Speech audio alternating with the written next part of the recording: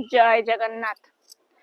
आपण मैंने जानिथिबे एटा होची जो पूजा तुलसी गछ जदि होची सुखी जाय थाए ताले बहुत जन मानते आम घर पे अशुभ किंतु सेटा ठीक नुहे। एटा होची हमर होची प्रभु किछि आम द्वारा किछि भल काम करया पई सेटा नारायण पाई जानते केबे सुखी भी जीवा बे कहंती नै कि होची हमर होची तुलसी गछ को आउ अलगा किछि कहंती कहंती नारायण पाई गेले। आपण कोन करिवे ना से सुखी जाइथवा तुलसी काठी को आपण सरू सरू जो तुलसी काठी रहिछि आपण ताको लाल सूतारे गुरई करी आपण होची घियो रे बुड़ई करी आपण होची दीप लगेई पारिबे आपण घरे जोटा कि आपण घर पे अत्यंत शुभ होइथाय। आ यदि कोनोसे छोट पिला हो राति रे सोइथिबा समय रे दांत रगडुछंती आपण से काठी को आनी के चंदन पेड़ी रे घोरी करी ताको यदि प्रत्येक दिन होची आपण होची मथारे ताको तिलक धारण करिवे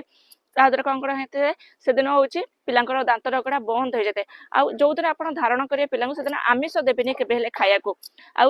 सबुठे जो तुलसी काठी जो मोटा काठी थाए आपण यदि प्रत्येक दिन ताको होची घोरी के आपण यदि चंदन करके अर्पण करिवे प्रभु नारायण को आपणकर अत्यंत अशुभ होई थाए आ